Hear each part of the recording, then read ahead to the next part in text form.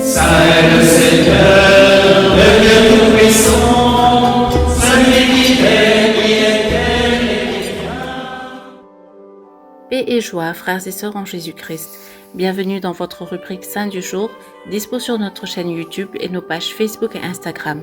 N'hésitez pas à vous abonner pour vous inspirer chaque jour. Aujourd'hui, inspirons-nous des saints Pierre et Paul.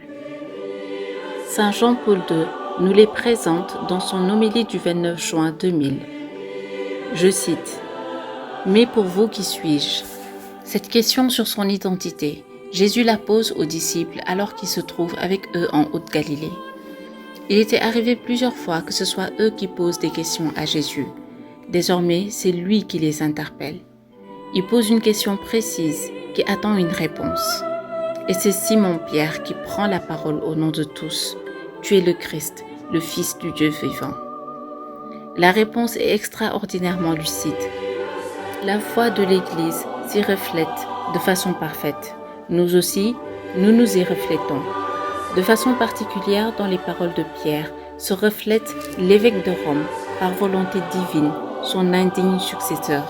« Tu es le Christ. » À la confession de Pierre, Jésus répond « Tu es heureux, Simon, fils de Jonas, car cette révélation t'est venue non de la chair et du sang, mais de mon Père qui est dans les cieux.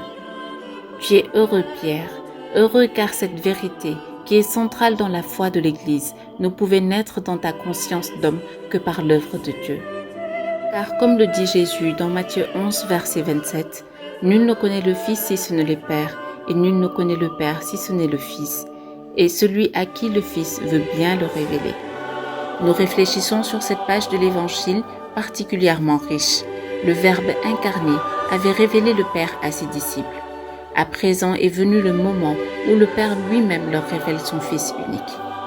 Pierre accueille l'illumination intérieure et proclame avec courage « Tu es le Christ, le Fils du Dieu vivant ». Ces paroles sur les lèvres de Pierre proviennent du plus profond du mystère de Dieu. Elles révèlent l'intime vérité, la vie même de Dieu. Et Pierre, sous l'action de l'Esprit divin, devient témoin et confesseur de cette vérité surhumaine. Sa profession de foi constitue ainsi la base solide de la foi de l'Église. « Sur toi, je bâtirai mon Église » Matthieu 16, verset 18. Sur la foi et sur la fidélité de Pierre est édifiée l'Église du Christ. La première communauté chrétienne en était bien consciente, elle qui, comme le rapportent les Actes des Apôtres, lorsque Pierre se retrouva en prison, se recueillit pour élever à Dieu une prière implorante pour lui. Elle fut écoutée car la présence de Dieu était encore nécessaire à la communauté qui accomplissait ses premiers pas. Le Seigneur envoya son ange le libérer des mains des persécuteurs. Il était écrit dans les desseins de Dieu que Pierre, après avoir confirmé longuement ses frères dans la foi, souffrirait le martyre ici à Rome, avec Paul, l'apôtre des nations, ayant lui aussi échappé plusieurs fois à la mort. Le Seigneur, lui, m'a assisté et m'a rempli de force afin que par moi le message fût proclamé et qu'il parvint aux oreilles de tous les païens. 2 Timothée 4, verset 17. Ce sont les paroles de Paul aux fidèles disciples. Elles témoignent de l'œuvre qui a été accomplie en lui par le Seigneur qu'il avait choisi comme ministre de l'Évangile, le saisissant sur la route de Damas. Enveloppé dans une lumière fulgurante, le Seigneur s'était présenté à lui en disant « Saul, Saul, pourquoi me persécutes-tu » tandis qu'une puissance mystérieuse le jetait à terre. « Qui es-tu, Seigneur » avait demandé Saul. « Je suis Jésus que tu persécutes. » Acte 9, versets 4 à 5. Telle fut la réponse du Christ.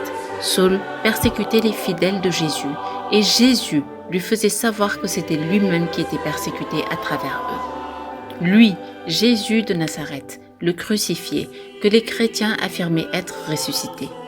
Si à présent, Saul ressentait la puissante présence, il était clair que Dieu l'avait réellement ressuscité des morts. C'est véritablement lui le Messie attendu par Israël. C'était lui le Christ vivant et présent dans l'Église et dans le monde. Saul aurait-il pu, par sa seule raison, comprendre tout ce qu'un tel événement comportait?